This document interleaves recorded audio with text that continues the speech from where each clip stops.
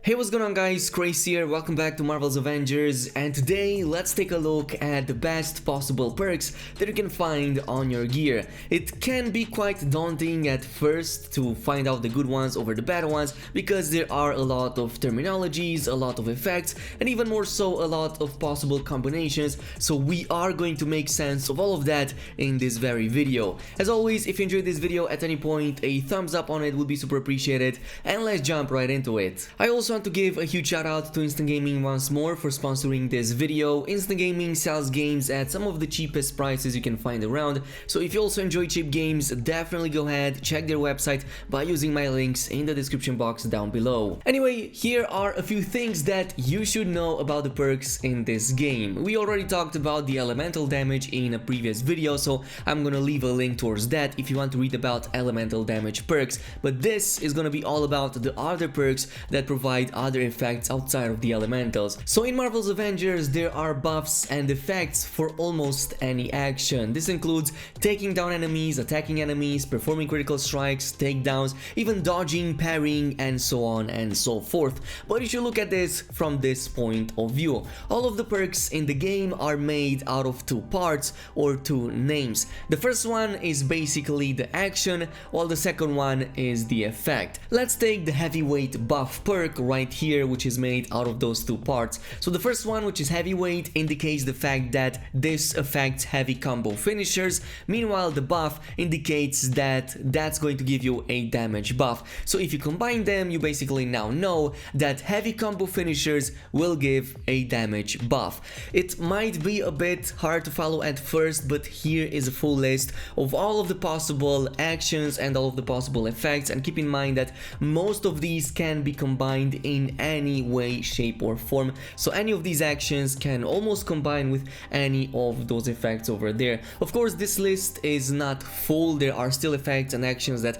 I still might have missed, so probably we're gonna have to make a full list somewhere in a document online that everybody has access to, so that this can be further updated, because there are still so many effects in the game. Nonetheless, for the purpose of this video, this should suffice, as these are the ones that are most important, and this list also kinda contains the majority of the effects and actions. With that being said and done, let's talk about some really awesome combinations that I definitely recommend keeping an eye out for, since this is something that you will absolutely need on that end game content. And I want to start things off with a favorite of mine, which is the Adept Buff. It usually is found on the first one, which is kinda like the wrist gear piece, but it can also be found on other gear pieces, so in theory you can make this buff happen even more regularly. But this one makes it so that ranged critical attacks have a chance to grant a damage buff that lasts for a whole 12 seconds. On legendary gear with a high star rating,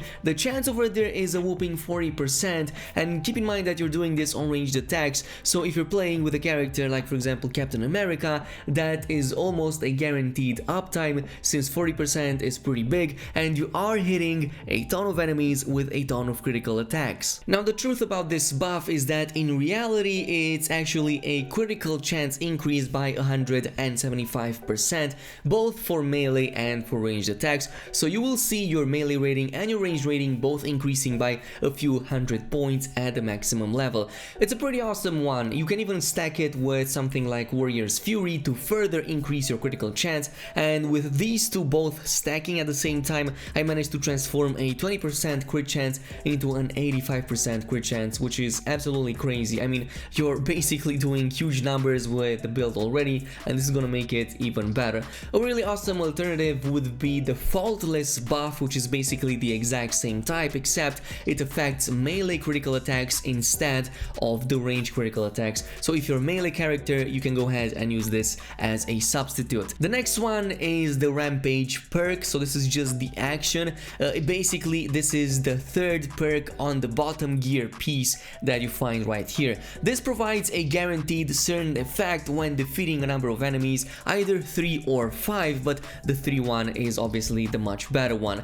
The chance is guaranteed once the requirement is achieved, so once those 3 or 5 enemies are defeated in a quick succession, you will guaranteed get that effect, which is why I also recommend it with the Spark or the Inspiration effect. The first one basically provides a heroic charge, while the other other one might provide a willpower burst. So if you want more heroic charge on enemy kills, you can get with something like this, or if you want to heal when killing enemies, it could go really well with the inspiration terminology. It's a matter of preference, but in the end game you're gonna want that Rampage perk on that last piece right there, because the alternatives are usually not that great.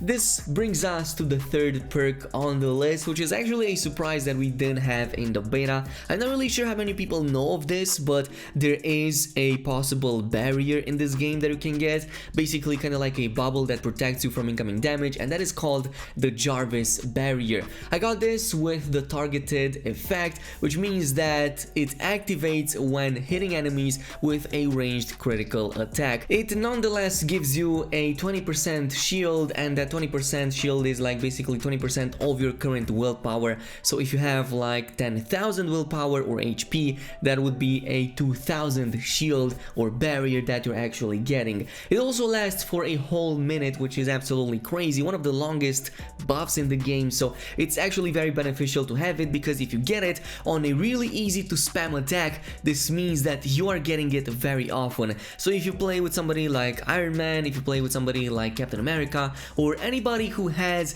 a really awesome range skill that is really easy to spam, you are going to be able to get this really often. I think that at the maximum you're going to have about a 70 to 80% uptime during battles, and it is absolutely mandatory, at least for some of my builds, for that maximum difficulty. Nonetheless, there are different ones that I'm going to show you in just a little bit, but in the meantime I also want to talk about another very important one that I actually found to be quite useful, which is the Courageous Inspiration. So basically this specific perk right here with this specific effect combination, what this does is it grants a willpower burst when critically injured. So when you see yourself going down about 25% HP, you're gonna get that willpower burst that guarantees a regen over a span of a few seconds that fully brings you back to almost full HP. I don't think it's always full HP, I think it's more like 3/4, but it's still a very good one. It's basically kind of like a cheat death mechanic that you get once, let's just say every 20 to 25 seconds, give or take.